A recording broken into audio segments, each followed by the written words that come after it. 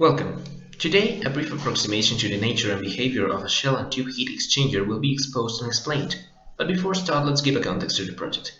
Heat exchangers are energy devices widely used in a vast number of applications and industrial areas. Their basic function is to exchange energy between two fluids with no direct contact between them in order to increase or decrease the temperature of a specific fluid for another purposes in the process. Their functions are based on principles of convective and conductive heat transfer. One of the most used kind of heat exchangers due to its relative easy maintenance and high efficiency is the shell and tube type. The objectives of this video are to calculate and obtain the heat transfer coefficient for parallel and countercurrent flow and describe and analyze how different parameters change and behave at certain conditions. How were the simulations made? At first, we were provided with a CAD model for the heat exchanger. The design was later imported in the computational engine StarCCM+. In the software, the CAD was divided into three essential parts, including the solid, the tubes, and the shell. Then, boundaries like velocity inlets, pressure outlets, and wall connects for the tubes and shell were defined. With this tone, meshing was applied to the exchanging model, making refinements to the interior hot stream tubes in order to have a more complete heat transfer profile in this area. A total number of 874,000 cells were obtained. But wait, what does meshing do? And what does it have to offer? Well, a mesh can be considered a group of array of cells of various forms or sizes which are placed all around the surface of an object and in geometry, in this specific case, a heat exchanger. Its sole purpose is to divide the whole component into a large amount of variable but small sized cells. These cells allow us to obtain a detailed analysis for each tiny surface, instead of having a whole one of the model, giving a much more accurate approximation of the system's behavior. For this reason, it is relevant to obtain a large number of these cells, and a very small size for each variable known as wall y+. Also, in order to obtain an even more precise mesh, a tool called surface remesher was applied, which does nothing else than administer another new layer of mesh based on the previous one optimizing it. Having obtained a mesh and understanding what it actually does, a CFD simulation could be made. The simulation, using StarCCM+ as well, takes the inlet temperature for both the hot and cold streams, along with their flow rates. For this study, we worked with a constant flow rate of 1.5 liters per minute for the cold stream and 2 liters per minute for the hot stream. With the objective and obtained and analyzing the exchanger's functioning, 3 different hot streams in temperatures were used, these being 55, 60, and 65 degrees Celsius for both parallel and countercurrent flows. One of the profiles obtained for every simulation was the pressure profile along the heat exchanger. This profile shows that the pressure drop along the system is very low, with only evidence of subtle changes in the inlets and outlets. This behavior was decided because a heat exchanger does not change the pressure of the fluids. Another profile obtained was a temperature profile, and it is clear that heat transfer actually took place, as the cold stream increased its temperature while the hot stream temperature decreased.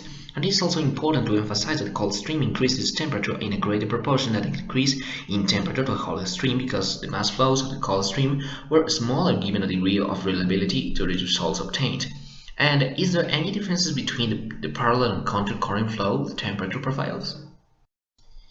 Theoretically, the countercurrent flow is a more efficient process as it creates a more uniform temperature difference between the fluids, so it increases the convection interaction between streams. This result can be seen slightly though in the output temperatures for each case, as the countercurrent flow offers an approximate 1% in temperature difference for both hot and cold streams. Although this value may appear negligible, it actually represents a difference when talking about lower scale processes. The third profile obtained was a velocity profile. The top velocities were found near 0.5 meters per second. At these velocities, there is not much margin for turbulent flows, and this is something that can be observed with the profiles where the directions of the fluid goes according to the geometry of this channel, that being the tubes or the shell. Also, at these low velocities, the time for heat exchange is greater, so there is more time for the fluids to reach an equilibrium.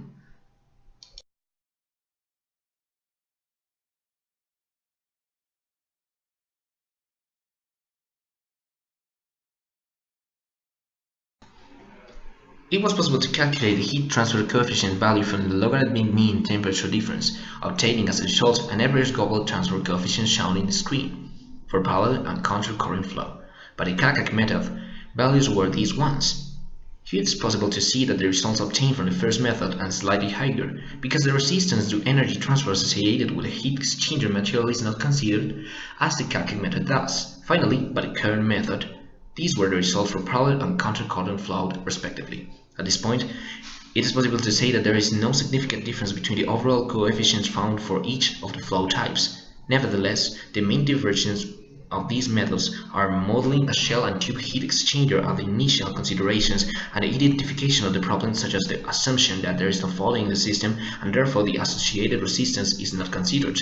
Moreover, assuming insignificant thermal resistance of the heat exchanger material or the thickness of the walls of the exchanger.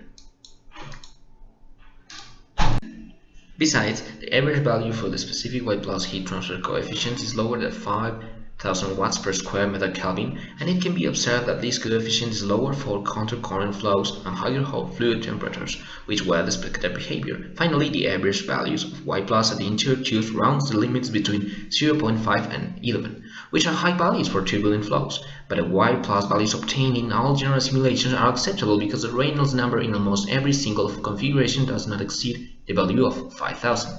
So the flow through the pipes is not laminar, but neither too much is turbulent.